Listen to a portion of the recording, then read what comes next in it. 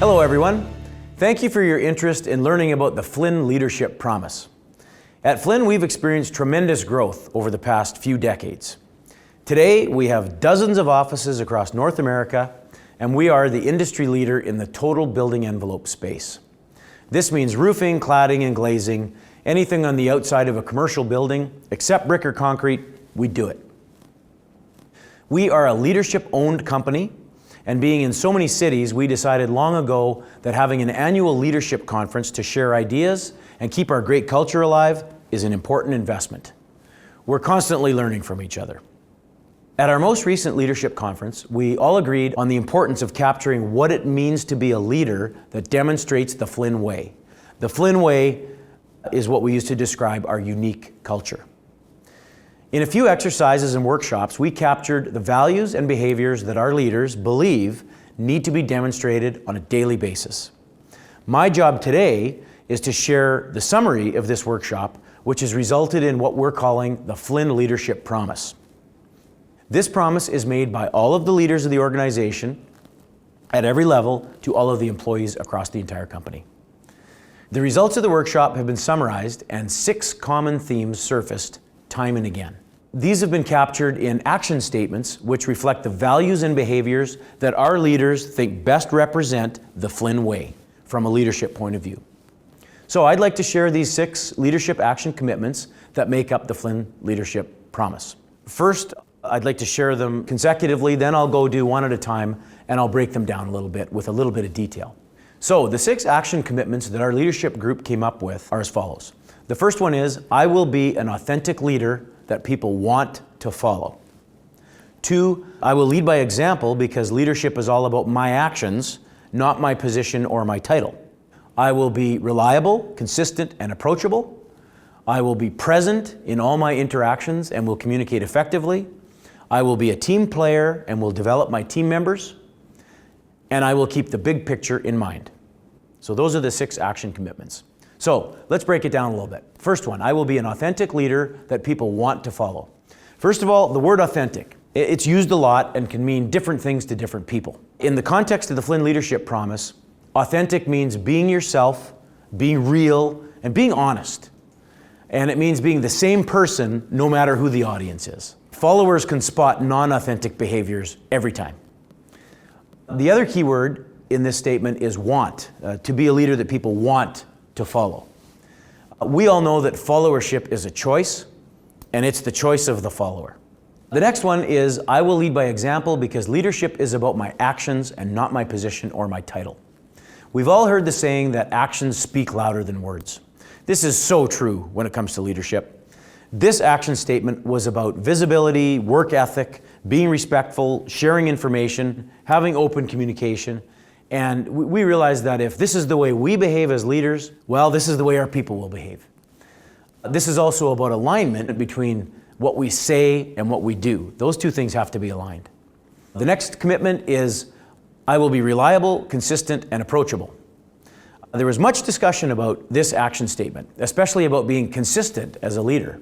If you are as a leader erratic and moody, people start to avoid you because they don't know how you will react. We all know that a culture of fear kills real communication and creativity. People just don't share their ideas and thoughts in a culture of fear. It's human nature. Approachability is what a lot of people call an open door policy. But an open door policy actually has nothing to do with your door.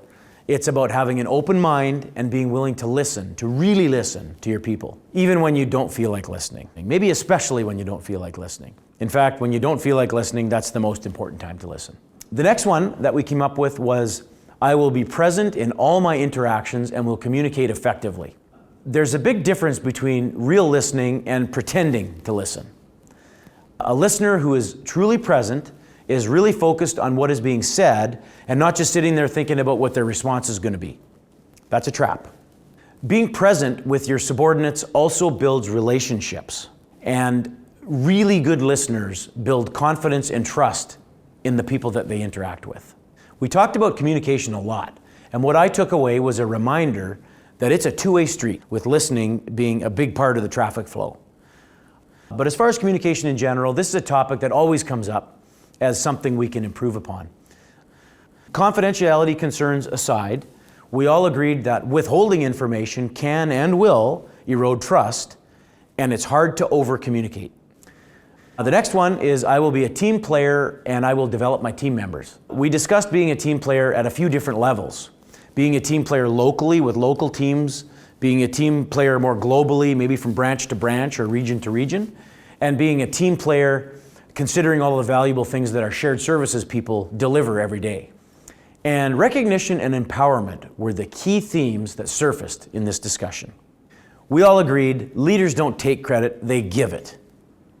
And we also all agreed that effective leaders give real responsibility and authority to the team members that are best qualified for the task at hand. And finally, we agreed that the most effective leaders develop other leaders and actually replace themselves so that individuals and companies can grow. And finally, I will keep the big picture in mind.